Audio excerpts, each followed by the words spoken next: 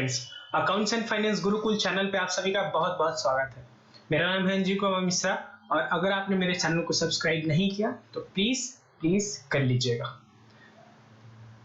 Class 11 business studies chapter number 2 forms of business organisation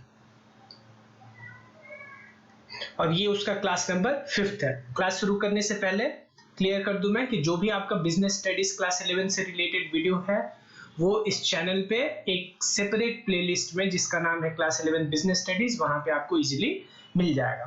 ठीक है, और अगर इस वीडियो को आप देख रहे हैं और इससे पहले अगर क्लास 1, 2, 3 और 4 आपने नहीं देखा तो मैं आपसे रिक्वेस्ट करूंगा प्लीज उसको आप देख लीजिएगा अगर आपको बेटर अंडरस्टैंडिंग इस क्लास का चाहिए तो। ठीक है, ये है हमारा chapter number 2 forms of business organisation. इसमें हमने पांच फॉर्म देखा था। पहला सोल प्रोप्राइटरशिप, दूसरा हमने देखा था ज्वाइंट हिंदू फैमिली बिजनेस, तीसरा पार्टनरशिप, फिर चौथा कोऑपरेटिव सोसाइटी। अब इस वीडियो में हम करेंगे ज्वाइंट स्टॉक कंपनी कवर करेंगे। ठीक है, और ये इस चैप्टर का लास्ट वीडियो है। ठीक है, तो ये है हमारा ज्वाइंट स्टॉक कंपनी। अच्छा, इसको आगे बढ़ाने से पहले मैं कुछ बेसिक अंडरस्टैंडिंग इसके बारे में आपको पहले ही बता देता हूं। ठीक है, तो सबसे शुरू में हमने कहां से शुरू किया था? सोल प्रोप्राइटरशिप से। तो उसमें हमने क्या देखा था सोल प्रोप्राइटरशिप के केस में कि जो हमारा सिंगल ओनर होता है उसमें जिसको प्रोप्राइटर बोलते हैं, ठीक है, वही सिंगल मैनेजमेंट भी होता है, मैनेजमेंट भी वो खुद ही कर लेता है। फिर उसके बाद प्रॉफिट शेयरिंग भी वो अकेले ही करता था। ठीक है, उसके बाद अच्छा प्रॉफिट अकेले ले रहा है तो रिस्क भी उसी का होगा और कंट्रोलिंग पावर भी उसी का होगा। ठीक है, अच्छा सोल प्रोप्राइटरशिप फर्म के केस में कोई एक सेपरेट लॉ नहीं होता है। ठीक है, अच्छा उसके बाद इसका कुछ ऐसा सोल प्रोप्राइटरशिप का अपना कुछ डिमेरिट था जिसको कि हमने देखा था कि फर्दर पार्टनरशिप में दूर हो गया था। ठीक है, मेन जो सोल प्रोप्राइटरशिप का डिमेरिट होता है वो यही होता है कि सिंस यहाँ पे ऑनर एक ही है तो कैपिटल वही अकेले लगाएगा तो कैपिटल यानी रिसोर्सेज का कमी हो जाता था। तो उसको दूर करने के लिए हमने पार्टनरशिप में फिर क्या किया, 2 या 2 से ज्यादा लोग, मैक्सिमम हमने पढ़ा था 50% मिलकर पार्टनरशिप क्रिएट कर सकते हैं। ठीक है, और सभी पैसा लगाएंगे तो इसमें कुछ हद तक यानी टू सम एक्सटेंट जो रिसोर्सेज का प्रॉब्लम था वो यहाँ पे दूर होगा। अच्छा 50 लोग भी पूरा नहीं मिला पाएंगे तो अब यहाँ से अगला शिफ्टिंग कहाँ कर देंगे हम? कंपनी में। कंपनी में अनलिमिटेड पर्सन मिल सकते हैं। ठीक है, और वो कैपिटल लगा सकते हैं यानी पैसा बिजनेस में लगा सकते हैं। ठीक है, तो यानी सोल प्रोप्राइटरशिप का कुछ मेरिट था जिसकी वजह से हमने पार्टनरशिप में शिफ्ट किया और पार्टनरशिप का भी कुछ डिमेरिट है उसके वजह से हमने फिर कंपनी में शिफ्ट किए, करेंगे आगे। ठीक है, अच्छा चाहे वो सोल प्रोप्राइटरशिप हो, चाहे वो पार्टनरशिप हो, चाहे हमारा कंपनी हो, तीनों का अपना मेरिट है और तीनों का अपना डिमेरिट है। ठीक है, फॉर एग्जांपल आगे हम जैसे पार्टनरशिप को रेगुलेट करने के लिए एक एक्ट है, रेगुलेट तो नहीं बोलेंगे यानी फॉलो करना, ज्यादा स्ट्रिक्ट एक्ट नहीं है ये, पार्टनरशिप एक्ट 1932। वैसे ही आगे देखेंगे हम कंपनी के केस में एक्ट फॉलो जो होता है वो है कंपनीज एक्ट 2013, ये कुछ ज्यादा ही स्ट्रिक्ट है। ठीक है, तो अगर स्ट्रिक्टनेस के केस में देखा जाए तो सोल प्रोप्राइटरशिप ज्यादा इजी हो गया यानी ये फर्स्ट पे आ जाएगा। अच्छा वैसे ही यहाँ पे कंपनी के केस में मालिक बहुत सारे हैं तो यहाँ पे ऑनरशिप डिवाइड हो जाता है। ठीक है, ये भी एक डिमेरिट हो जाएगा इसका, यानी सबका अपना अपना मेरिट है और डिमेरिट है। अच्छा इसको अगर मैं ग्राफिकल प्रेजेंट करूं तो देखिए क्या कंसेप्ट होता है, कैसे होता है। ठीक है, आप थोड़ा सा आप आश्चर्य हो जाएंगे जरूर ये मैं जो बात अभी बोलूंगा वो सुन के। ठीक है, देखिए जो कंपनी स्टार्टिंग में कभी भी, चाहे वो रिलायंस हो चाहे वो टाटा हो, कभी भी कोई भी कंपनी बनती है तो कभी किसी के माइंड में वो आइडिया आता होगा कि चलिए एक कंपनी शुरू करते हैं। ठीक है, तो जिन लोगों के दिमाग में ये आइडिया आता है, कंपनी शुरू करने का आइडिया आता है, उनको बोलते हैं promoter.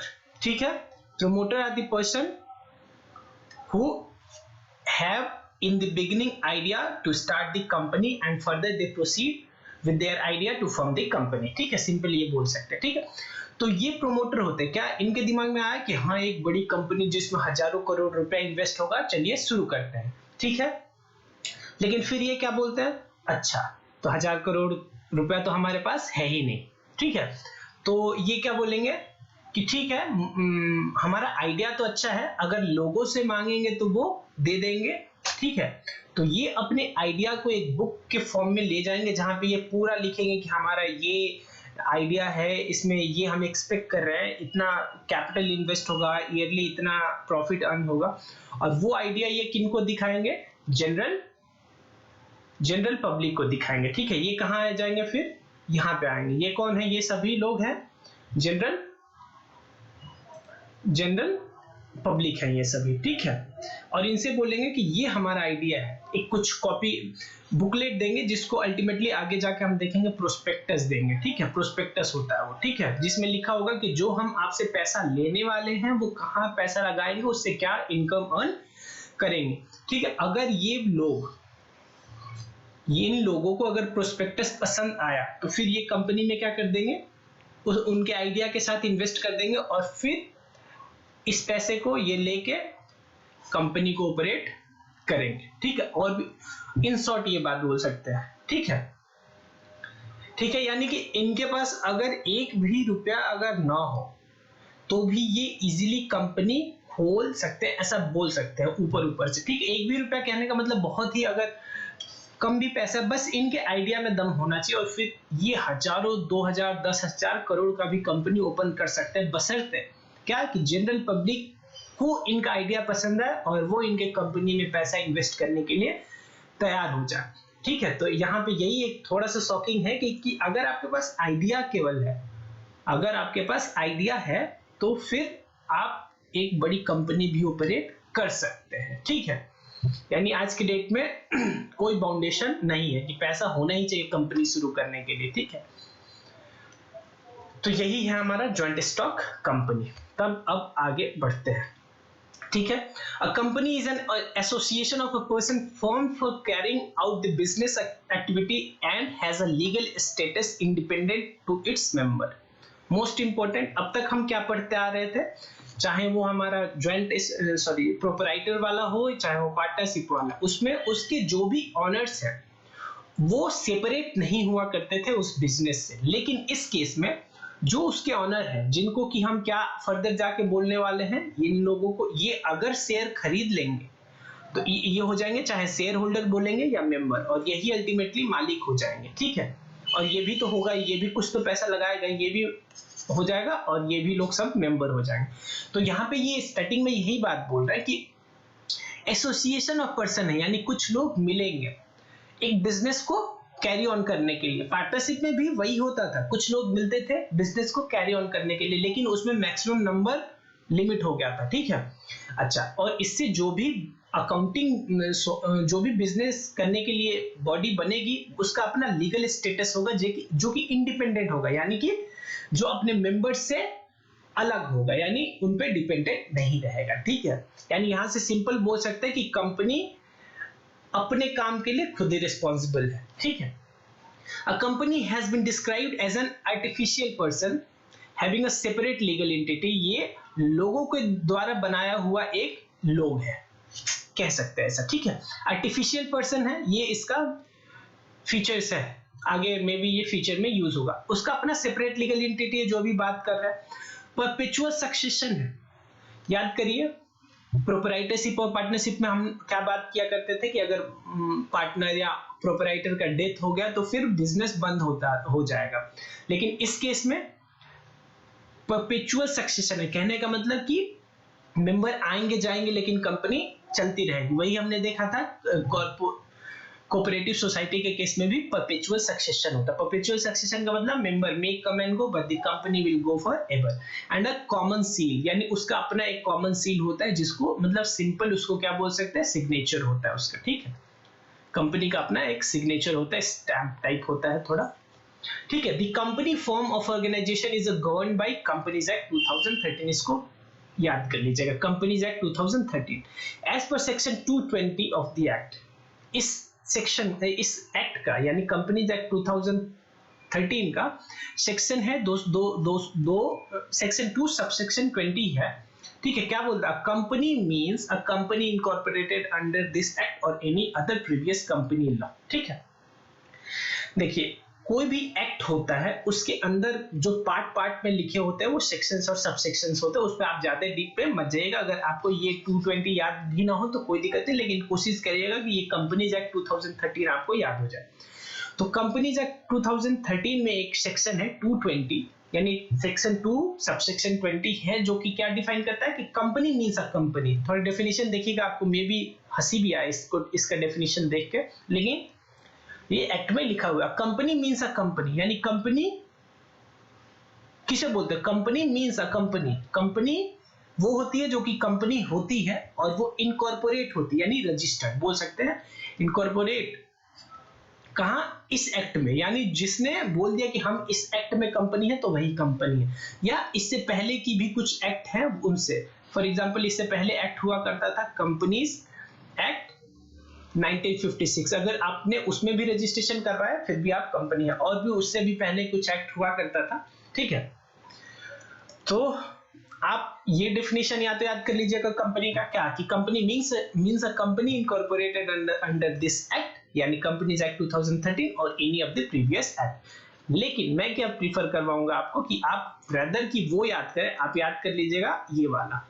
A company is an association of persons formed for carrying out business activity and has a legal status independent of its member, ठीक है। यही आप डेफिनेशन याद करिएगा मेरे हिसाब से। बाकी ये तो डेफिनेशन है, मतलब उतना हार्ड है ही नहीं, ये तो आपको अभी याद हो गया होगा, ठीक। The shareholders are the owner of the company। अच्छा, बाद में क्या हो जाएगा, ये प्रोमोटर भी, ये जो दो हमारे प्रोमोटर साहब है वो भी यहाँ पे आ जाएंगे। वो भी कुछ तो पैसा जरूर होगा उनके पास, वो भी लगाएंगे ही, तो वो भी यहाँ पे आ जाएंगे। और जैसे ही कंपनी फॉर्म होगी तो ये सभी लोग कौन हो जाएंगे?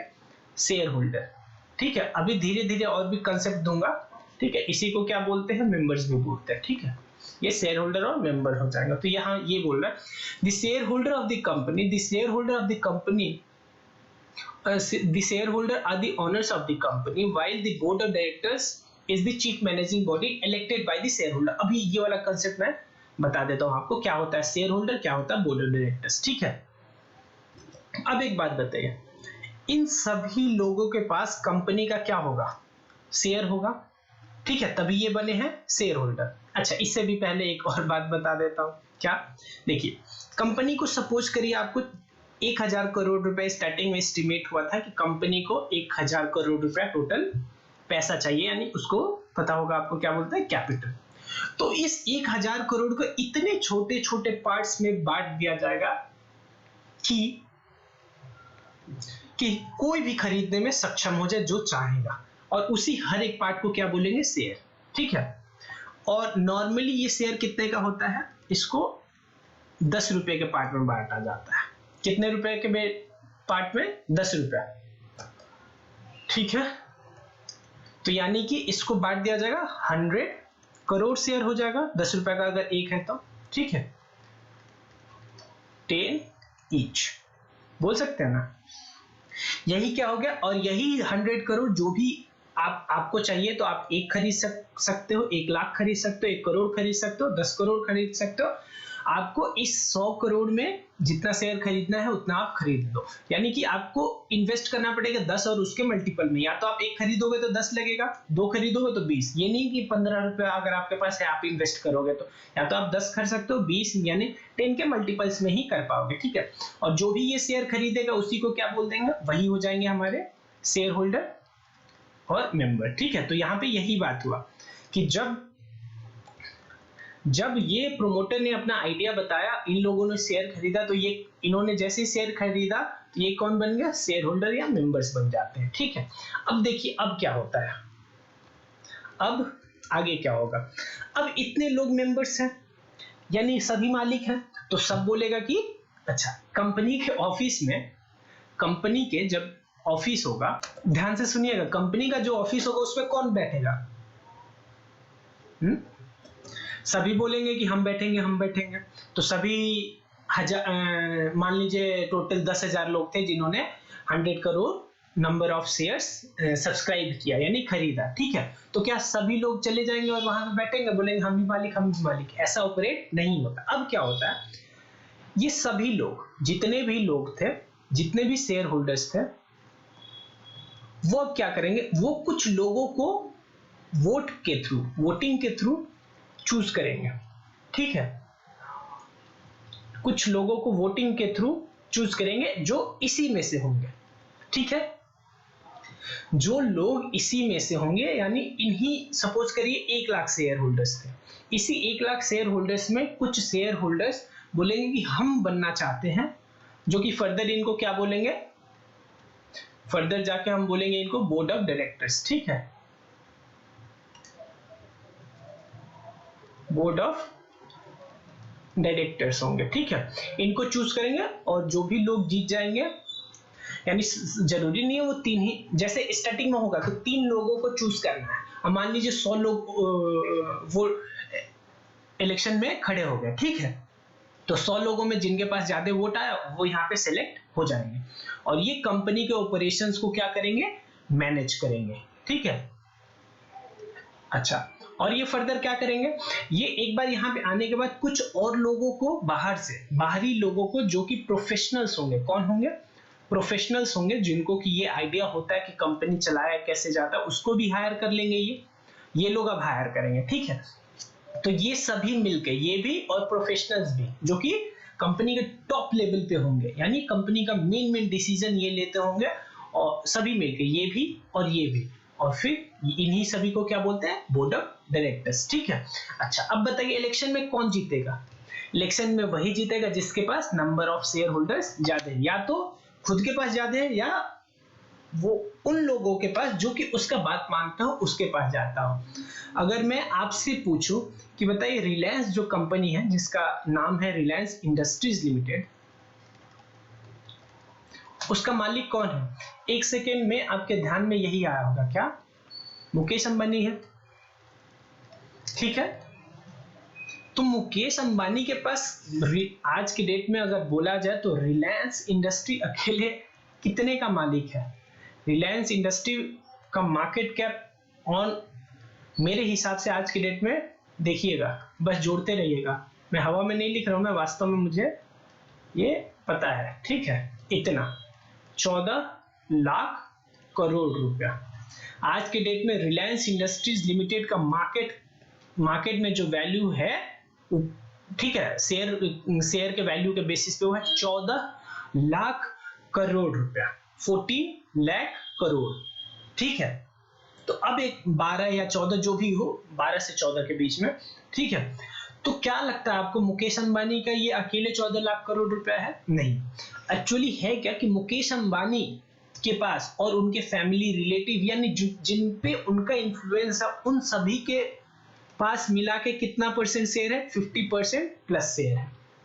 तो ये हर डिसीजन जो कंपनी के अंदर यानी रिलायंस इंडस्ट्रीज के अंदर होता है उस पर इनका इफेक्ट चल जाता है, और अल्टीमेटली ये बोल सकते हैं कि जो वो चाहेंगे वही होगा, क्योंकि सब कुछ होगा वोटिंग पे, और वोटिंग में जीतने के लिए आपके पास कितना चाहिए? 50% चीज चाहिए। जिस चीज का भी वोट हो रहा है उसका अगर 50% आपके पास है तो हर वोट आप जीत जाएंगे, और इसीलिए मुकेश अंबानी को अल्टीमेटली ऑनर बोला जा सकता है। इसका मतलब ये नहीं है कि रिलायंस इंडस्ट्री में सारा का सारा 100% उन्हीं का, उनका नहीं है, उनका 50% प्लस है कुछ, अब एग्जैक्टली मुझे भी नहीं पता है, ठीक है।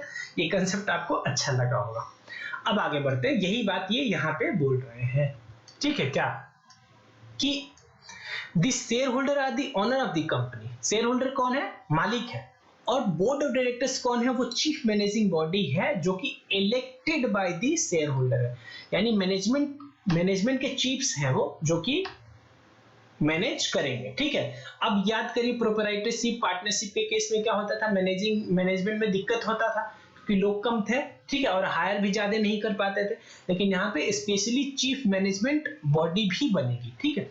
Easily the owner exercise and indirect control over the business. अच्छा, और ऑनर्स का इनडायरेक्ट कंट्रोल है। बाद में मान लीजिए ये लोग गलत काम कर रहे हैं तो ये लोग फिर से इनको हटा सकते हैं वोटिंग के थ्रू, ठीक है। तो ये बोल सकते हैं अल्टीमेटली ऑपरेट कौन करा रहा है, यानी इनडायरेक्ट कंट्रोल किसका है? इनडायरेक्ट कंट्रोल तो ऑनर्स का ही है।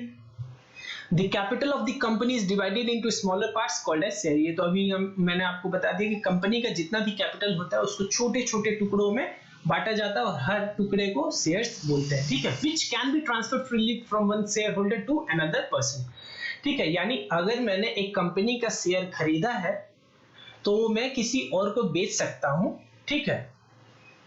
अच्छा, accept in case of private company, आगे जाके देखेंगे। अब कंपनी दो तरह की होती है, प्राइवेट और public company.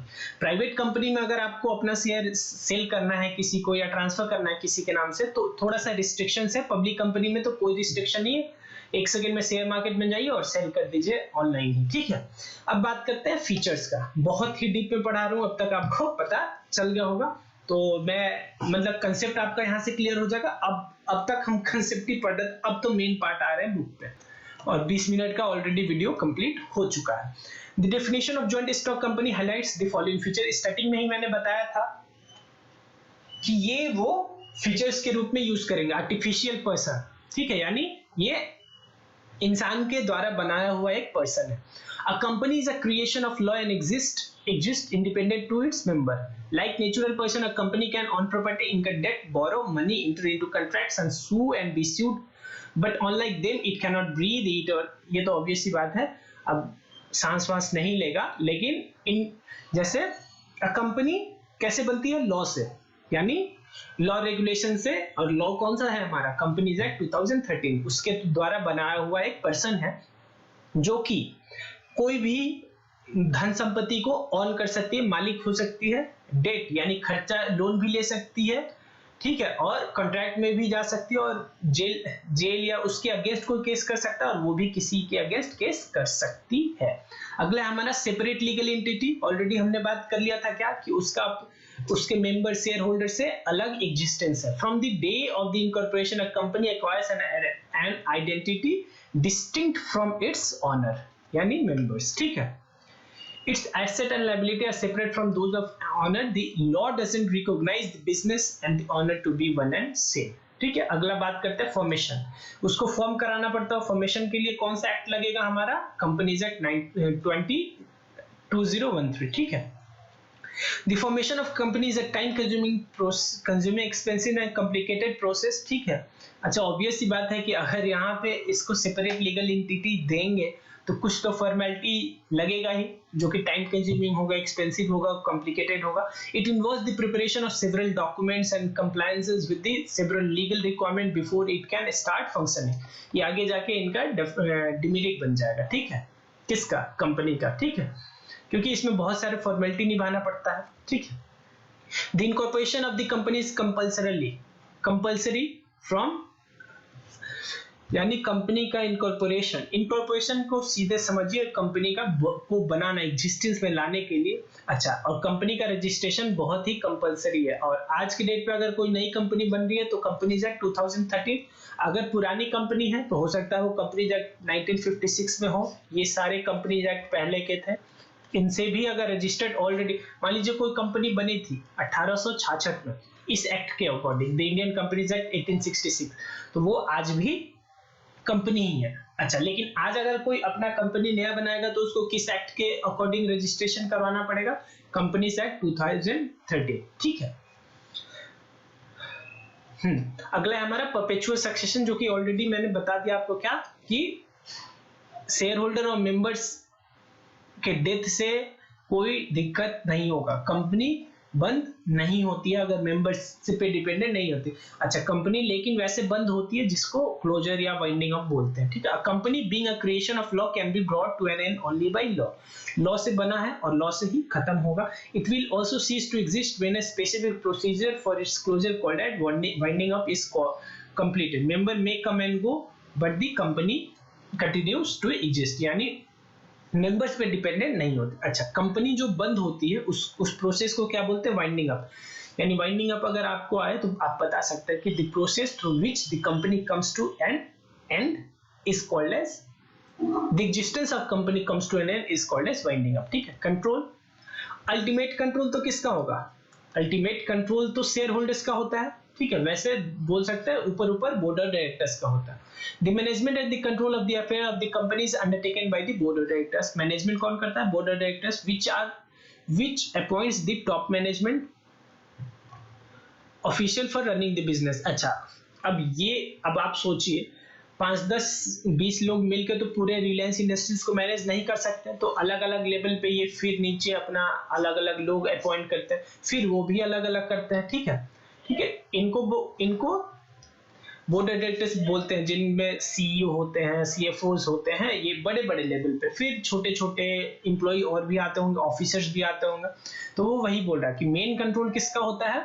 Main control board of directors का होता है, which further appoints other managing officials। ठीक है, the directors hold a position of immense significance as they are directly accountable to the shareholder for the working of the company। देखिए, जो हमारा company का share holder है उसी ने appoint किया था उन डायरेक्टर्स को। तो उन डायरेक्ट जो top level board of directors है, ठीक है, उनको अपॉइंट कौन किया था? मालिक किया, शेयर होल्डर लोगों ने किया था। तो फिर उनसे उनका जवाबदेही भी बनेगा वो जो डायरेक्टर्स होंगे उनका। ठीक है, the share holders however do not have the right to be involved in day to day running of the business। ठीक है, यानी एक बार यहाँ पे शेयर होल्डर ने अगर मैनेजमेंट बना दिया तो फिर ये अब ये नहीं बोलेंगे आप ये करो वो करो। ठीक है, ये जो हो बोलेंगे बोर्ड ऑफ डायरेक्टर फिर वही होगा। अगर आपको पसंद नहीं आ रहा तो आप फिर से वोटिंग करवा के इनको हटाना पड़ेगा। ठीक है, आगे देखते हैं, आगे बात करते हैं लायबिलिटी का। तो जो हम देखिए मेन मालिक कौन है? शेयर होल्डर है, इसी का पैसा लगा है। तो इनका जो लायबिलिटी होगा बस वही होगा जो स्टार्टिंग में उन्होंने शेयर खरीद के लगा दिया था, उसके अलावा इनका कोई लायबिलिटी नहीं है। और इनका तो कुछ है ही नहीं, ये तो सिंपल किस चीज के लिए आते हैं? ये भी अगर इसके पार्ट है, शेयर होल्डर के थ्रू है ये, तो उनका उतना ही लायबिलिटी होगा जितना इनके पास शेयर है, बाकी इनका कोई एक्स्ट्रा लायबिलिटी नहीं है। यानी कि यहाँ पे लायबिलिटी क्या है? लिमिटेड है। The liability of the member is limited to the extent of the capital contributed by them in the company। जितना उन्होंने कैपिटल लगा दिया कंपनी में उतना ही उनका लायबिलिटी हो सकता है, यानी वो मैक्सिमम उतना ही लूज कर सकते हैं। The creditor can use only the asset of the company to settle their claim since it is the company and not the members that owes the debt। ठीक है, क्यों? क्योंकि याद करिए उसका अपना सेपरेट लीगल एंटिटी है कंपनी का। ठीक है, और अगर लायबिलिटी होल्डर यानी क्रेडिटर या बैंक लोन वाले चाहें तो उस कंपनी के अगेंस्ट केस करके उससे ले लें। तो अगर कंपनी के अगेंस्ट केस करेंगे तो ज्यादा से ज्यादा वो क्या लेंगे? कंपनी का जो एसेट है वही तो लेंगे। The member can be asked to contribute to the loss only to the extent of unpaid capital of the shares held by them। अच्छा, अगर मान लीजिए किसी शेयर होल्डर ने शेयर खरीदा था, अभी उसका पैसा कुछ ऐसा है जो कि उसने पे नहीं किया, तो मैक्सिमम उससे वही मंगवाया जाएगा। ठीक है, suppose Akshay is a share holder of the company holding 2000 share उसके पास था, एक शेयर 10 रुपए का था। ठीक है, और 10 रुपए में उसने 7 रुपया दे दिया है, तो अल्टीमेटली उसने और कितना रुपया नहीं दिया? 3 रुपया नहीं दिया, तो 2000 पे और उसको 3 रुपया दे देना पड़ेगा, तो 6000 रुपया और दे देगा। ठीक है, यानी अल्टीमेटली वो 10 ही रुपया लूज करेगा जितना शेयर उसके ने खरीदा था। यानी उसको अल्टीमेटली देना कितना था? 20,000 रुपया। ऑलरेडी उसने कितना दे दिया है? 14,000, और वो मैक्सिमम कितना देगा? 6,000 रुपया। बात खत्म, यही यहाँ पे बात। Beyond this is not liable to pay anything towards the debt और लॉसेस ऑफ द कंपनी। ये हमें ऑलरेडी पढ़ लिया था। अगला बात है हमारा कॉमन सील। ठीक है, अब कंपनी जो है वो आर्टिफिशियल पर्सन है, उसका हाथ पैर तो है नहीं कि वो अपना सिग्नेचर करेगी, तो उसका एक कॉमन सील होगा। The company being an artificial person can not sign its name by itself. ठीक है, खुद से ही साइन नहीं कर सकेगी। Therefore every company is required to have its own seal which acts as an official signature of the company. अच्छा, common seal क्या है? एक उसका सिग्नेचर बोल सकते हैं, ऑफिशियल सिग्नेचर है कंपनी का, और कंपनी के हर एक important any document important document पे कंपनी का कॉमन सील होना चाहिए। जहां पे कंपनी का कॉमन सील है उसी के लिए केवल कंपनी लायबल है। ठीक है, यानी जो भी कॉन्ट्रैक्ट कंपनी करती होगी उस पे उसका कॉमन सील होता हो। रिस्क बियरिंग, यानी रिस्क कौन ले रहा है? The risk of the losses in the company is borne by the share holder. जो भी यानी लॉस हो रहा है वो अल्टीमेट, देखिए जो हमारे ये शेयर होल्डर्स हैं, शेयर होल्डर का तो कोई दिक्कत नहीं है, उनको अपना सैलरी भी मिलेगा अगर ये काम कर रहे हैं। अल्टीमेटली जो भी लॉस और प्रॉफिट होगा वो किसका होगा? शेयर होल्डर का। तो अल्टीमेटली रिस्क बियरिंग किसका हो रहा है? शेयर होल्डर्स का। ठीक है, this is unlike the case of sole proprietorship और पार्टनरशिप फर्म वेयर वन और few persons respectively bear the losses in the face of financial difficulty. All the shareholder in a company have to contribute to the debt to the extent of their shares in the company's capital. The risk of loss thus gets spread over a large number of shareholder. बस यहाँ पे दिक्कत यही यहाँ पे दिक्कत यही नहीं है क्या कि यहाँ पे बहुत सारे लोग हैं, अगर लॉस भी हो तो बहुत सारे में बंटना है, तो यहाँ पे उतना रिस्क का टेंशन नहीं होगा। ठीक है, अब बात करते हैं merit.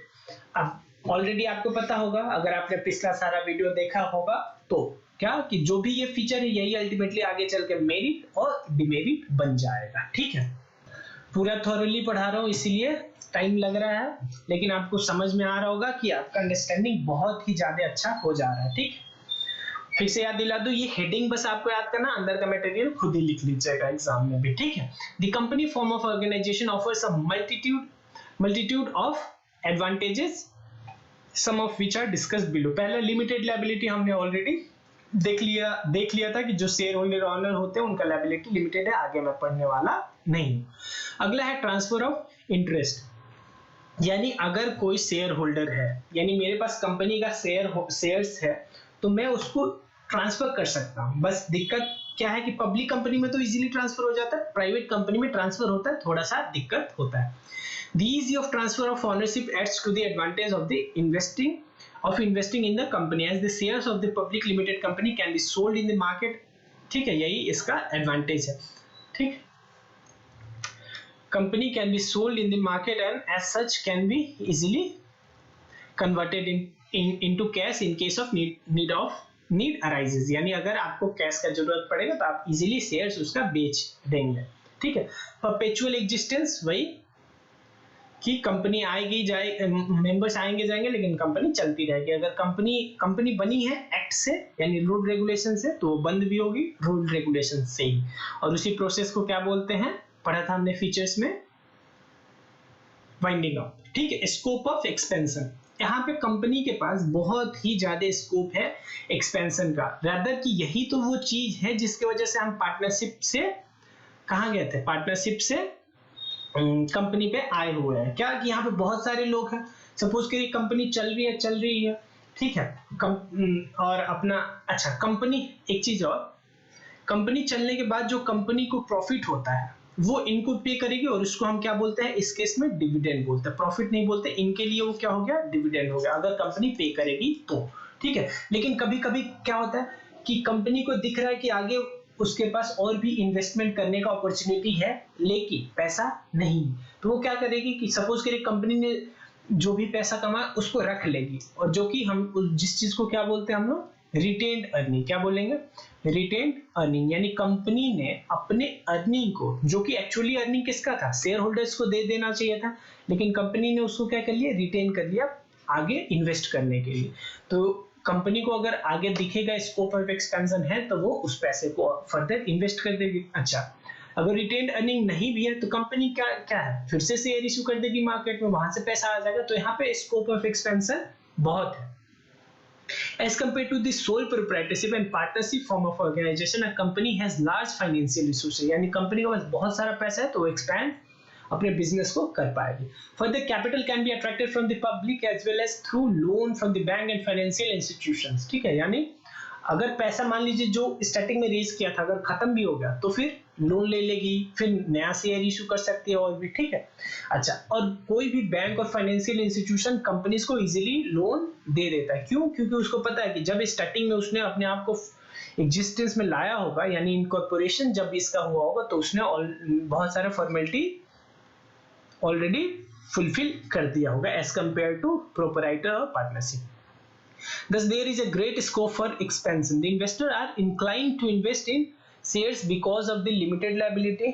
The investors are inclined to invest in the shares because of the limited liability. यानी limited liability होने की वजह से शेयर होल्डर्स पैसा लगा देते हैं, क्योंकि शेयर होल्डर्स को ये बात पता है कि आज अगर 10 रुपए का शेयर खरीद रहे हैं तो मैक्सिमम जो लॉस करेंगे वो वही 10 रुपए है, उससे ज्यादा वो कुछ लॉस नहीं कर सकते। ठीक, अगला है हमारा प्रोफेशनल मैनेजमेंट।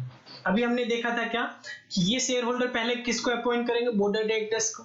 ठीक है, और ये बोर्ड ऑफ डायरेक्टर्स अगर इनके पास उतना मैनेजरियल स्किल नहीं है तो वो और भी फर्दर लोगों को अपॉइंट कर लेंगे ताकि कि कंपनी प्रोफेशनली मैनेज्ड हो।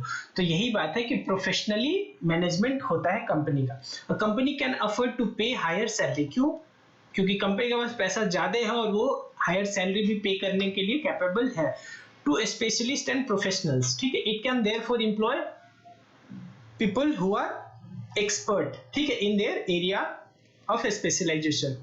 The scale of operation in a company leads to division of work. अच्छा, और कंपनी बहुत ही बड़े स्केल पे काम करती है, इसीलिए उसको अपने कामों को डिवाइड करना पड़ता है, और काम को अगर डिवाइड करेंगे तो ज्यादा लोग और आपको चाहिए। Each department deals with a particular activity and is headed by the expert. सारे काम, फॉर एग्जाम्पल परचेज डिपार्टमेंट है तो परचेज डिपार्टमेंट भी अपना एक ऑफिस, उसका अपना हेड होगा जिसको चीफ परचेज ऑफिसर बोल देंगे। फाइनेंस डिपार्टमेंट है उसका भी अपना हेड होगा, चीफ फाइनेंशियल ऑफिसर, ठीक है। ऐसे ही कंपनी में हर एक इस काम के लिए एक स्पेशल सेगमेंट बन जाता है, ठीक है, डिवीजन ऑफ या फंक्शन का डिवीजन हो जाता है। अच्छा, उसके बाद उसका अपना हेड होता है, ठीक है। तो ये कंपनी के पास पैसा है तो वो अपना कर लेती है, ठीक है, यानी हायर कर लेती है प्रोफेशनल्स को। और याद करिए प्रोपराइटर और उनके केस में वो चीज पॉसिबल नहीं था क्योंकि पैसे का बहुत कमी होता था उनको। अगला बात करते हैं हम limitations. The major limitation of a company form of organisation are as follow. Already मैंने आपसे बात किया था क्या कि सबका अपना मेरिट होगा और डिमेरिट होगा, ठीक है। कॉम्प्लेक्सिटी इंफॉर्मेशन, बहुत इस फॉर्म करने में बहुत कॉम्प्लेक्सिटी है, बहुत टाइम लगता है, एफर्ट लगता है और एक्सटेंसिव नॉलेज होना चाहिए, लीगल रिक्वायरमेंट। यहाँ तक कि कंपनी को एग्जिस्टेंस में लाने के लिए भी स्टार्टिंग में भी पैसा लीगल एक्सपर्ट से करवाया जाता है ये सारा काम, ठीक है। तो बहुत कॉम्प्लेक्स है। The formation of a company requires greater time, effort, extensive knowledge of legal requirements and procedures involve, ठीक है, as compare to sole proprietorship and partnership form of organisation. Formation of a company is more complex, ठीक है। Lack of secrecy. अच्छा, अभी तो आपको यहाँ पे इन्होंने बताया नहीं, बाकी अगर कंपनी बनी है तो कंपनी को अपना रिपोर्ट, ठीक है, पब्लिक डोमेन पे रखना होता है जिसको बोलते हैं रजिस्ट्रार ऑफ कंपनी। स्टार्ट याद करिए, रजिस्ट्रार ऑफ सोसाइटीज भी हमने सोसाइटी के केस में पढ़ा था, उसमें उनको अपना डॉक्यूमेंट रखना पड़ता था हर साल, ठीक है, रजिस्ट्रार ऑफ कंपनी, ठीक है। यहाँ पे हर एक कंपनी को अपना डॉक्यूमेंट रजिस्ट्रार ऑफ कंपनी के पास हर साल सबमिट करना पड़ता है। और जनरल पब्लिक यानी मैं और आप अगर चाहें तो रिलायंस इंडस्ट्री हो, किसी भी कंपनी का कितना प्रॉफिट है, कितना लॉस है, ये सब कुछ देख सकते हैं, यानी यहाँ पे कोई सिक्रेसी मेंटेन नहीं हो पाता। इसी के कंट्री आप याद करिए कि प्रोप्राइटरशिप में तो 100% सिक्रेसी मेंटेन होता है क्योंकि मालिक एक ही है, वही जानता है कि कंपनी में क्या है एसेट और क्या लायबिलिटी है, वो लीगली लायबल नहीं होता है किसी को ये जानकारी देने के लिए, ठीक है। जब पार्टनरशिप में कुछ हद तक मेंटेन रहता है, यानी 3-4 लोग जो भी पार्टनर्स है बस वही जानते थे, लेकिन यहाँ पे तो पब्लिक डोमेन पे भी अवेलेबल है तो यहाँ पे सिक्रेसी मेंटेन नहीं हो पाता। The companies act require each public company to provide from time to time a lot of information to the office of the registrar of the company, यानी रजिस्ट्रार ऑफ कंपनी के पास सारा document देना पड़ता है हर साल। Such information is available to the general public, और आम जनता भी उस इंफॉर्मेशन को देख सकती है। It is therefore difficult to maintain complete secrecy about the operation of the company, इसीलिए सिक्रेसी मेंटेन नहीं हो पाता। अगला है हमारा इम्पर्सनल वर्क इन्वायरमेंट, ठीक है, बता देता हूं क्या। यहाँ पे पैसा किसका लगा है, पैसा लगा है शेयर होल्डर का, लेकिन चला रहे हैं ये कौन, बोर्ड ऑफ डायरेक्टर्स वाले, ठीक है, यानी कि पैसा किसी और का लगा है, चला रहे हैं और। तो यहाँ पे एक इम्पर्सनल अप्रोच हो सकता है, ये बोलेंगे कि इनको अपना सैलरी मिल गया, बात खत्म, ठीक है, प्रॉफिट हुआ या नहीं हुआ वो किसका टेंशन है, वो शेयर होल्डर का टेंशन है, लेकिन अल्टीमेटली इनकी वजह से प्रॉफिट लॉस होगा, तो ये मे भी काम पे ध्यान ना दे। एज कंपेयर टू अगर यही शेयर होल्डर सभी लोग, जैसे कि प्रोप्राइटरशिप के केस में क्या होता था, पैसा वही प्रोप्राइटर मिलाता था, बिजनेस में मैनेजमेंट भी वही करता था और प्रॉफिट भी उसी को मिलता था, लेकिन यहाँ पे पैसा लगाया शेयर होल्डर ने, मैनेजमेंट ने क्या किया, उसको उस पैसे को यूज करके प्रॉफिट कमाया, ठीक है, और इनको तो अपना सैलरी मिल गया, तो मे बी ये इस चीज का ध्यान ना दे कि उस पैसे को सही तरीके से यूज करे। यही है impersonal work environment. Separation of ownership and management leads to situation in which there is lack of effort as well as personal involvement on the part of the officer of the company. यानी जो हमारे board of directors, officers, employees हैं, उनका पैसा तो company में लगा नहीं, मे भी वो काम अच्छे से ना करें, ठीक है। नॉर्मली आपने भी देखा होगा, अगर काम आपका अपना होता है तो ज्यादा आपको मन लगता होगा, ठीक है। The large size of the company further makes it difficult for the owners and top management to maintain personal contact with the employees, customer and creditors, ठीक है। अगला न्यूमरस रेगुलेशंस, कंपनी है, बहुत सारे रूल रेगुलेशन इसको follow करना पड़ेगा, ये भी एक कंपल्सन हो जाएगा।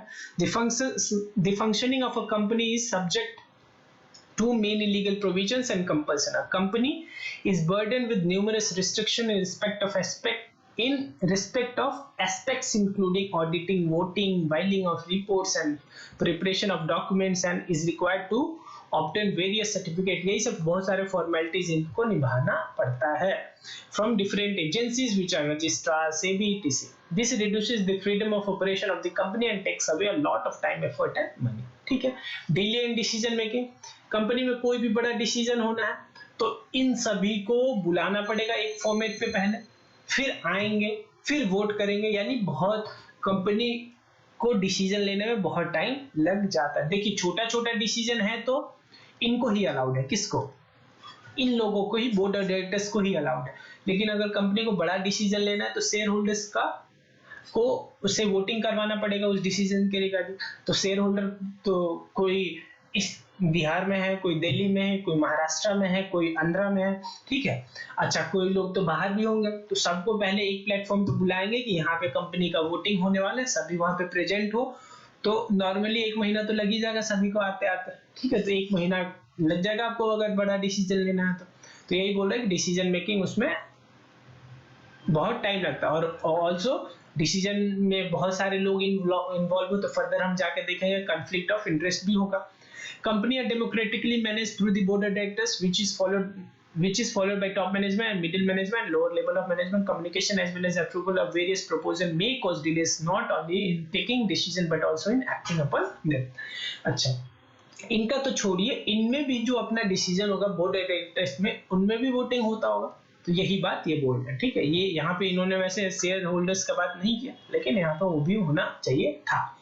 ओलिगार्किक management. In theory, a company is a democratic institution wherein the board of directors are representative of the shareholder who are the owner. In practice, however, in most large-size organization having a multitude of shareholders, the owner have minimum influence in terms of controlling or running of the business. It is so because the shareholders are spread all over the country and a very small percentage attend the general meeting. देखिए यहाँ पे अभी भी मैंने बताया कि एक बार company ने बुलाया सभी को कि डिसीजन लेना है शेयर होल्डर्स को, तो मे भी कुछ शेयर होल्डर आए ही ना, ऐसा भी हो सकता है। ऐसा जरूरी नहीं कि कंपनी शेयर होल्डर का जो मीटिंग होने वाला है उसमें सभी शेयर होल्डर आए ही, तो कुछ आएंगे, ठीक है।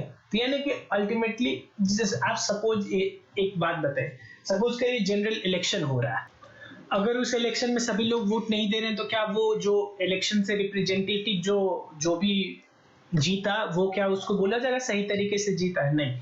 तो यही यहाँ पे भी होता है क्या कि सभी लोग वोट देने आते नहीं है, ठीक है। तो इसीलिए the board of directors as such enjoys considerable freedom of exercising their power which they sometimes use even contrary to the interest of the shareholder। यानी कभी कभी क्या होता है, board of directors share holder के अगेंस्ट भी काम कर सकते हैं। Dissatisfied share holder in such a situation have no option but to sell their shares and exist from the company. इस केस में क्या होता है कि जो शेयर होल्डर डिससेटिस्फाइड होता है वो कंपनी का शेयर बेच के निकल जाता है। As the director virtually enjoys the right to take all the major decision list to the rule out by few, ठीक है। यानी देखिए एक बात बताइए, इस बोर्ड ऑफ डायरेक्टर्स में तो ये लोग वो है जिन्होंने यहाँ से जीता है, यानी ये तो यहाँ पे बोर्ड मीटिंग में आएंगे, ठीक है। ये कभी क्योंकि ये इन्होंने ही तो ये शेयर होल्डर की मीटिंग में आएंगे क्योंकि इन्होंने ही मीटिंग बुलाया है, ठीक है। लेकिन जो दूर दूर लोग हैं जिनके पास 1 शेयर, 10 शेयर, 100 शेयर, 1000 शेयर है, वो में भी ना है क्योंकि उनका खर्चा ही उतना ज्यादा हो जाएगा। अब कंपनी थोड़ी पैसा देने वाली है कि आप मीटिंग में आने के लिए आपको, ठीक है। तो ये अल्टीमेटली जो चाहेंगे वो, यानी इनका दबदबा होगा, कहने का मतलब ये, यानी जो माइनॉरिटी शेयर होल्डर है उनका ज्यादा मतलब उनका डिसीजन मेकिंग पे ज्यादा इफेक्ट नहीं पड़ता है, ठीक है। इनके पास ज्यादा शेयर है, यानी वही बात है कि मुकेश अंबानी के पास अकेले 50% शेयर है तो वो जो चाहेगा वो करेगा, ठीक है। भले ही आप कितना भी वोट कर देंगे, इसके पास 50% से ज्यादा है तो वो अपना मनमानी कर लेगा, सिंपल यही बात। अगला हमारा कॉन्फ्लिक्ट ऑफ इंटरेस्ट, यानी शेयर होल्डर्स वोट करेंगे तो अपना अपना वोट होगा तो कॉन्फ्लिक्ट ऑफ इंटरेस्ट हो जाएगा। There may be conflict of interest amongst various stake holder of the company. The employee for example may be interested in higher salary, consumer desires of higher quality of product, अच्छा सबका अपना अपना interest है। For example जो employ है बोलेगा मेरा salary बढ़ाओ, कंज्यूमर बोलेगा बढ़िया क्वालिटी का प्रोडक्ट दो, ठीक है। बैंक वाला बोलेगा कि ज्यादा लोन दो, ज्यादा लोन पे इंटरेस्ट दो, ठीक है। एंड शेयर होल्डर क्या बोलेगा कि ज्यादा प्रॉफिट में से डिविडेंड दो। Increase in intrinsic value of the share, या तो डिविडेंड ज्यादा दो या मेरे शेयर का वैल्यू बढ़ाओ। This demand pose a problem in managing the company, यानी कहने का मतलब यहाँ पे बहुत सारे लोग इन्वॉल्व है, इसीलिए क्या होगा, बहुत सारे लोग इन्वॉल्व है, इसीलिए कंपनी में कॉन्फ्लिक्ट ऑफ इंटरेस्ट होगा और सभी लोग अपने ही इंटरेस्ट पे काम करेंगे, तो अल्टीमेटली कंपनी का ऑब्जेक्टिव फुलफिल नहीं हो पाएगा, ठीक है। अब हम बात करते हैं क्या difference between public company. Company को दो पार्ट में डिवाइड किया जाता है, एक पब्लिक कंपनी, प्राइवेट कंपनी, ठीक है। पब्लिक कंपनी के केस में मेंबर्स कहने का मतलब शेयर होल्डर। पब्लिक कंपनी के केस में कम से कम 7 शेयर होल्डर चाहिए और ज्यादा से ज्यादा तो अनलिमिटेड है। लेकिन प्राइवेट कंपनी में 2 मिनिमम चाहिए और 200 मैक्सिमम चाहिए। अगर आपने 200 प्लस किया तो अल्टीमेटली कौन बन जाएगी, पब्लिक कंपनी हो जाएगी। मिनिमम नंबर ऑफ डायरेक्टर कहने का मतलब बोर्ड ऑफ डायरेक्टर्स में इसमें 3 कम से कम लोग होने चाहिए और इसमें 2, ठीक है। इंडेक्स ऑफ मेंबर कंपलसरी और not compulsory. Transfer of share में कोई रिस्ट्रिक्शन नहीं है, यहाँ पे रिस्ट्रिक्शन है। Invitation to public for general subscription, यहाँ पे कंपनी जनरल पब्लिक से पैसा मंगवा सकती है, यहाँ पे नहीं मंगवा सकती है, ठीक है। यानी अगर सिंपल बोला जाए कि प्राइवेट कंपनी जो है ना वो थोड़ा बहुत पार्टनरशिप की तरह ही है, लेकिन पार्टनरशिप के केस में आप मैक्सिमम 85 पार्टनर हो सकते थे, लेकिन यहाँ पे 200 है और उसके अलावा जो भी फॉर्मेलिटीज कंपनी का है वो यहाँ पे अवेलेबल है। लेकिन मेन कंपनी अगर बोला जाता है तो वो पब्लिक कंपनी को ही मेन कंपनी बोला जाएगा, क्योंकि इसमें ज्यादा बेनिफिट हो। इसको आप लर्न कर जाइएगा क्योंकि ये इंपॉर्टेंट है, एग्जाम पॉइंट ऑफ व्यू से एग्जाम में आता है। या तो ऐसे भी पूछ सकते हैं what are the features of private public company. तो इन public company there are minimum 7 members and maximum is limit is unlimited, ठीक है। There is minimum number of director 3 compulsory to index the members, ठीक है। there is no restriction on transfer of share and the public company can invite shares from general public, ठीक है। अच्छा यहाँ पे बढ़िया से बात भी कर रहे हैं, वहां पे तो शॉर्ट था। Type of company private public. Private company, private company means a company which restricts the right of member to transfer of share। पहला तो उसने क्या किया, प्राइवेट कंपनी किसे बोलेंगे, एक तो उसने रिस्ट्रिक्ट किया अपने मेंबर्स को शेयर्स ट्रांसफर करने के लिए, मिनिमम 2 शेयर होल्डर हो, मैक्सिमम 200, और doesn't invite public general public to subscribe its securities, ठीक है। अच्छा एक चीज और ध्यान दीजिएगा, ये बहुत अच्छा इंटरेस्टिंग फैक्ट है क्या, कि जो हमारी प्राइवेट कंपनी होती है वो अपने नाम के पीछे प्राइवेट लिमिटेड लगाना उनके लिए अनिवार्य है, यानी जरूरी है। प्राइवेट कंपनी के लिए अपने नाम के पीछे प्राइवेट कंपनी लगाना जरूरी है और इसी के लिए वो शॉर्ट में यूज करते हैं पीवीटी एलटीडी। बहुत ही कंपनी आपने रोड पे देखा होगा, उनका बैनर पे लिखा होता है पीवीटी एलटीडी, ठीक है, वो मतलब है प्राइवेट लिमिटेड। अच्छा जो पब्लिक कंपनी होंगी वो सीधे यूज करेंगी वर्ड एलटीडी लिमिटेड, ठीक है। तो अभी तक हमने प्राइवेट कंपनी के केस में क्या देखा, पहला तो वो रिस्ट्रिक्ट करती हो अपने मेंबर्स को शेयर ट्रांसफर करने के लिए, मिनिमम 2 मेंबर हो, मैक्सिमम 200, और जनरल पब्लिक से पैसा नहीं लेती। अच्छा वो अपने नाम के पीछे क्या यूज करेगी, प्राइवेट लिमिटेड वर्ड यूज करेगी, ठीक है। After it's name if a private company contravenes, अगर प्राइवेट कंपनी कोई भी ये नियम मना करेगी तो अल्टीमेटली वो प्राइवेट कंपनी नहीं होगी, ठीक है, और उसको एग्जेम्पशन इस नाम से जो भी मिलता है वो नहीं मिलेगा, ठीक है। The following are some of the privileges to the private company. देखिए एक्चुअली है क्या ना, प्राइवेट कंपनी को थोड़ा सा प्रिविलेज मिलता है, प्रिविलेज इन द सेंस उसको थोड़ा कम रूल रेगुलेशन फॉलो करना पड़ता है as compare to public company. यानी अगर कोई प्राइवेट कंपनी इन नियम को तोड़ेगी तो अल्टीमेटली उसको पब्लिक कंपनी ट्रीट कर लिया जाएगा। यानी रूल रेगुलेशन किसको कम फॉलो करना है, प्राइवेट कंपनी को, ठीक है। यहाँ तक कि स्टार्टिंग में जो बात हुआ था वो सिक्रेसी वाला, यहाँ पे कंपनी को ज्यादा रजिस्ट्रार से यानी कंपनीज एक्ट ज्यादा यहाँ पे बाउंड नहीं करता, ठीक है। ये अपना जो भी प्रॉफिट लॉस होता है वो रजिस्ट्रार पे मे भी सबमिट ना करे, ठीक है। The following are some of the privileges to a private company against a public limited company, यानी जो public limited को अवेलेबल नहीं होता। A private company can formed by only 2 member, लेकिन उसके लिए मिनिमम 7 लोग चाहिए। यानी अगर आपको प्राइवेट कंपनी खोलना है तो आपके पास केवल 2 मेंबर भी हो तो चलेगा, लेकिन अगर आपको पब्लिक कंपनी खोलना है तो मिनिमम आपके पास 7 मेंबर होने चाहिए। There is no need to issue a prospectus, यहाँ पे प्रोस्पेक्टस इश्यू करने का जरूरत नहीं पड़ता है प्राइवेट कंपनी के केस में, लेकिन पब्लिक के केस में जरूरत पड़ता है। देखिए एक्चुअली प्रोस्पेक्टस होता क्या है कि वो पूरा बुकलेट जिसमें लिखा होता है कि कंपनी कितना पैसा इशू कर रही है, उस पैसे को कहाँ लगाएगी, लेकिन यहाँ पे जनरल पब्लिक से पैसा मांगना ही नहीं है तो प्रोस्पेक्टस इशू नहीं होगा प्राइवेट कंपनी के केस में।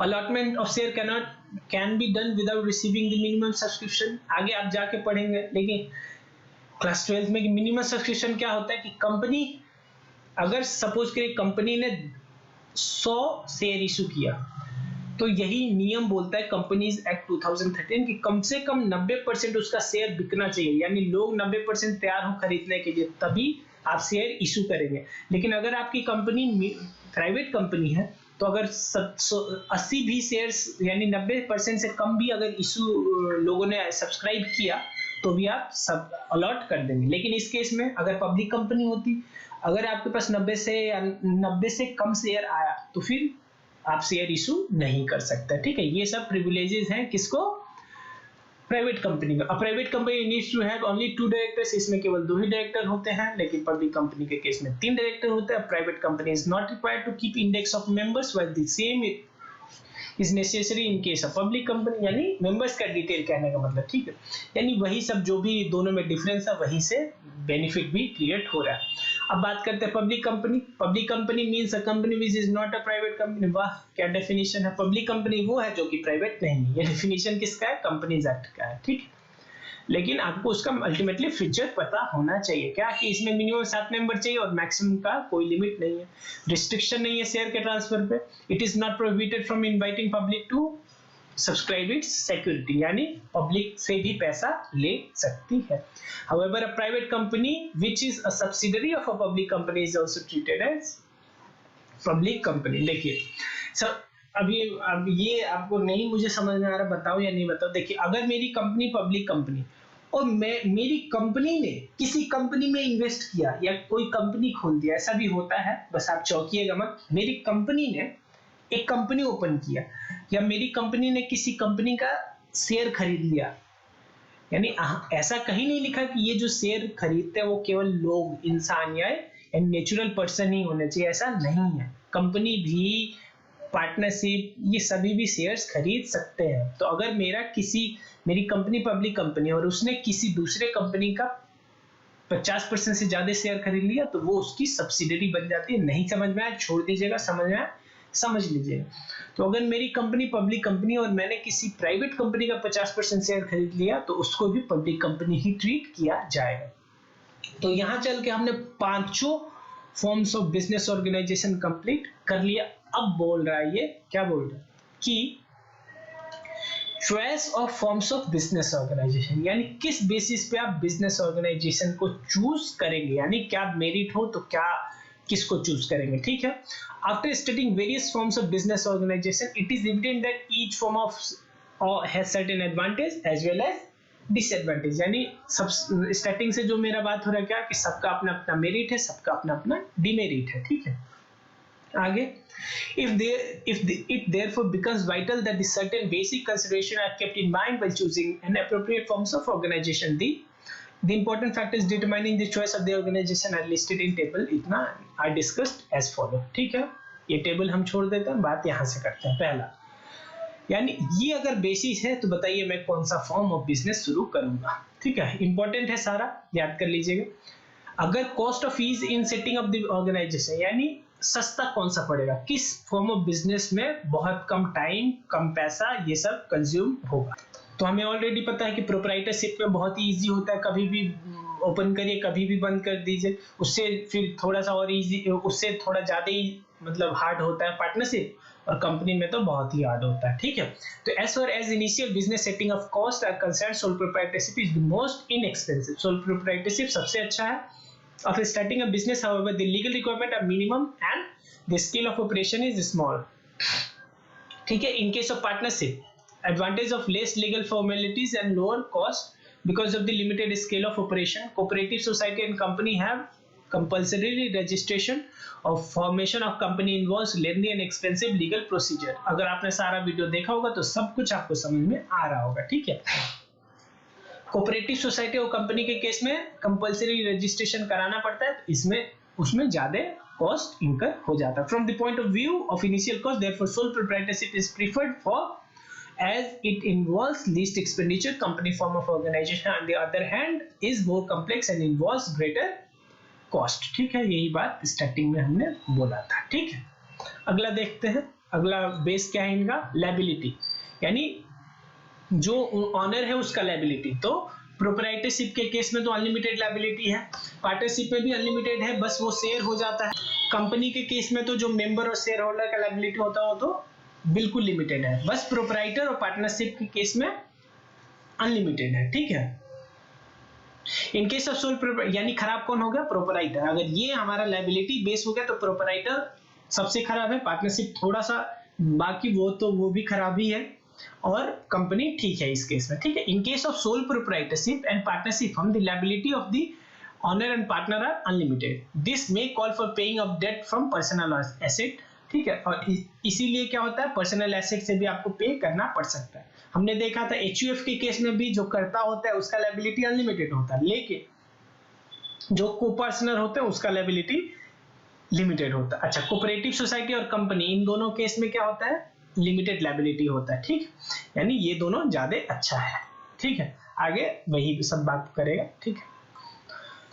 अगला बात है कंटिन्यूटी, यानी बिजनेस का कंटिन्यूएंस, यानी बिजनेस कब तक चलेगा।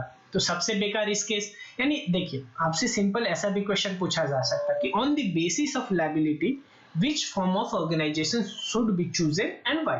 तो सिंपल बोलेंगे in case of proprietorship and partnership the liability of the proprietor and partner respectively is unlimited. On the other hand, in case of HUF the karta has unlimited liability although the co-partner have limited liability. In case of society, cooperative society and company, the members have limited liability, so we can easily conclude that the in case of liability the best option is cooperative society और company, ठीक है। लेकिन cooperative society में क्या होता है, वहां पे सबका मोटिव एक होना चाहिए, लेकिन मतलब मेनली कंपनी होता है, ठीक है। कंटिन्यूटी यानी बिजनेस किसी चीज पे डिपेंडेंट नहीं, कब तक चलेगा। तो याद करिए आप, तो प्रोप्राइटरशिप के केस में हमारा क्या हुआ था, प्रोप्राइटर अगर मर गया या वो बैंकरप्ट हो गया तो बिजनेस बंद करना पड़ता था। पार्टनरशिप में भी ऐसा ही कुछ था, लेकिन कंपनी के केस में हमारा क्या है कि परपेचुअल सक्सेशन होता है, यानी कंपनी आएगी मेंबर्स आएंगे जाएंगे लेकिन कंपनी चलती रहेगी। तो इस केस में भी कंपनी अच्छी है। बाकी आप इजीली पढ़ सकते हैं अंदर का कंटेंट, वीडियो ज्यादा लंबा जा रहा है इसीलिए मैं भाग नहीं रहा हूं, मैंने समझा दिया है, बस आप वहां से लिंक कर लीजिएगा। ये सभी यहाँ पे ये शॉर्ट फॉर्म में सभी एक प्लेटफॉर्म पे लाके रख रहे हैं, इससे भी आप इजीली अंडरस्टैंड कर सकते हैं। आगे और है मैनेजरियल एबिलिटी, ये भी हमें याद आ रहा है कि प्रोप्राइटर और पार्टनरशिप के केस में मैनेजरियल एबिलिटी कम हुआ करता था, लेकिन कंपनी में अच्छा है, तो कंपनी इस केस में भी अच्छी होती है, ठीक है। कैपिटल कंसिडरेशन यानी किस केस में ज्यादा कैपिटल होता है, तो कंपनी के केस में, ठीक है। सबसे बेकार प्रोप्राइटरशिप, उससे थोड़ा अच्छा है पार्टनरशिप क्योंकि उसमें कुछ लोग मिल जाते हैं, और सबसे अच्छा है हमारा कंपनी, उसमें तो रिसोर्सेज बहुत होते हैं, ठीक है। अगला है हमारा डिग्री ऑफ कंट्रोल, यानी बिजनेस पे कंट्रोल, यानी जो पैसा लगाया उसका उस बिजनेस पे कितना कंट्रोल है। तो उस हिसाब से तो ज्यादा अच्छा प्रोप्राइटरशिप होता है, क्यों, क्योंकि वही बिजनेस चला रहे अकेले, उससे भी थोड़ा सा बेकार प्रोप्राइटरशिप से बेकार है पार्टनरशिप, उससे भी बेकार कौन सा है, कंपनी, ठीक है। अगला हमारा नेचर ऑफ बिजनेस, अगर आपका ऑपरेशन स्मॉल लेवल पे है तो आप प्रोप्राइटरशिप और पार्टनरशिप ओपन करिए, लार्ज स्केल पे ऑपरेट करना चाहते हैं तो आप कंपनी ओपन कर लीजिए, ठीक है। अगला देखते हैं हम, अगला खत्म हो गया, तो खत्म हो गया तो थोड़ा सा पढ़ ही लेते हैं, ये वाला नेचर ऑफ बिजनेस वहां पे बात नहीं हुआ। If direct personal contact is needed with the customer such as in case of grocery store proprietorship may be more suitable। Starting में हमने बात किया था जैसे सैलून और ब्यूटी पार्लर वाला, तो उस केस में ज्यादा पर्सनल कंटैक्ट अगर चाहिए, यानी मालिक जो कस्टमर हमारा सामान बाई करने आ रहा है या सर्विस लेने आ रहा है उससे और मालिक का पर्सनल कॉन्टैक्ट चाहिए तो फिर तो आप प्रोप्राइटरशिप ओपन करिए। For large manufacturing unit however when direct personal contact with the customer is not required the company form of organisation is adopted. यानी अगर आपका ऑपरेशन लार्ज स्केल पे है तो आप कंपनी ओपन कर लीजिए। Similarly in case where services of a professional nature are required, partnership form is more suitable. ठीक है, it would not be out of place to mention here that the factors stated above are interrelated. Actually है क्या, देखिए company अगर आपको open करना है तो ये सारे के सारे फैक्टर्स ही आपको डिसाइड करने पड़ेंगे। ये सिंपल नहीं कि आप केवल फॉर्मेशन को ही लेके नहीं बोलेंगे कि फॉर्मेशन ज्यादा इजी है हमारा सोल प्रोप्राइटरशिप के केस में तो यही ओपन कर देते, ऐसा नहीं है। ये सारे बेसिस आपको देख के फिर आप कंक्लूड अल्टीमेटली करना पड़ता है। यानी एक कोई है नहीं, एक के बेस पे आपको डिसीजन लेना नहीं है, ये सभी आपको बेस है, तो इसीलिए आप इजीली डिसीजन ये नहीं ले सकते हैं। ठीक, बहुत ही टफ डिसीजन होता है ये। यही बोल रहा है कि सभी जो हमारे फैक्टर्स हैं वो इंटर रिलेटेड, यानी सबको साथ में सोच के चलना पड़ेगा। Factors like capital contribution and risk very with the size and nature of the business and hence a form of business organization that is suitable from the point of view of the risk for a given business when run on a small scale might not be appropriate when the same business is carried on large scale। देखिए अगर आपको risk ज्यादा लेना है और पहले तो आपको अगर कैपिटल ज्यादा चाहिए तो फिर आप कंपनी खोल लो, रिस्क अगर आप को कम चाहिए तो भी आप कंपनी खोल लो, लेकिन रिस्क आप बियर कर सकते हो तो फिर प्रोप्राइटरशिप या पार्टनरशिप खोल लो, यही सब बात है। It is therefore suggested that all the relevant factors must be taken into consideration while making a decision with respect to forms of organization that should be adopted। ठीक है, सब कुछ आपको समझ में आ रहा होगा अगर अभी तक आपने सारा वीडियो मेरा देखा होगा। और अब देखते हैं हम क्वेश्चन इनका। ठीक है, की टर्म्स क्या क्या इन्होंने डिस्कस किया है, तो अगर कोई ऑलरेडी हमने नहीं देखा होगा तो वो फिर से देख लेंगे। हो गया म्यूचुअल एजेंसी भी हो गया, म्यूचुअल एजेंसी। ठीक है, अगला परपेचुअल सक्सेशन बात हो गया था हमारा, को पार्टनर हो गया। ठीक है, फिर कोऑपरेटिव पार्टनरशिप भी हमारा हो गया, फिर कोऑपरेटिव सोसाइटी हो गया, आर्टिफिशियल पर्सन हो गया, इनकॉर्पोरेशन ऑफ कंपनी। इनकॉर्पोरेशन मतलब कंपनी को रजिस्टर कराना। ठीक है, रजिस्ट्रेशन मत बोलिएगा, वो ज्यादा अच्छा टर्म नहीं है, इनकॉर्पोरेशन ही कोशिश करिएगा, वैसे लिख देंगे तो आपके लेवल पे गलत नहीं होगा। ठीक है, ज्वाइंट हिंदू फैमिली हो गया, ज्वाइंट स्टॉक कंपनी और होल्डिंग कंपनी। होल्डिंग कंपनी समझा देता हूं मैं। देखिए एक कंपनी है, वो किसी और कंपनी में परचेज कर लेती है, उसका शेयर परचेज कर लेती है और ये शेयर 50% से ज्यादा है, तो जिस कंपनी को परचेज किया जाएगा वो ऑलरेडी हमने बात किया था सब्सिडियरी हो जाता है, सब्सिडियरी कंपनी, और जिस कंपनी ने परचेज किया है उसको बोलेंगे होल्डिंग कंपनी। तो holding company is the company which has purchased more than 50% share of a company. ठीक है, तो उसको होल्डिंग कंपनी बोलेंगे। Subsidiary company is the company of which the other company have purchased 50% of share. ठीक है, simple आप समझ रहे होंगे, समरी आप पढ़ लीजिएगा, बाकी यहाँ पे जो भी क्वेश्चन है आप करिएगा, नहीं होगा आपसे प्लीज मेरे से कमेंट सेक्शन में पूछ लीजिएगा। और अब तक मैं अब क्या बोलूं कि आपको इस चैनल सब्सक्राइब करना चाहिए या नहीं, अच्छा लगा होगा तो प्लीज कर लीजिएगा। ठीक है, मोटिवेशन मिलता है। ठीक है, और कोई अगर आपसे आपका सजेशन है तो वो भी बताइएगा मुझे। ठीक है, वीडियो देखने के लिए आप सभी का बहुत बहुत धन्यवाद। ठीक है, तो अगर वीडियो पसंद आया तो लाइक कर लीजिएगा और चैनल को सब्सक्राइब करना मत भूलिएगा, दोस्तों के साथ भी शेयर कर दीजिएगा और कमेंट करके अगर कुछ सजेशन देना हो, क्वेश्चन हो तो आप पूछ लीजिएगा। Thank you very much, bye.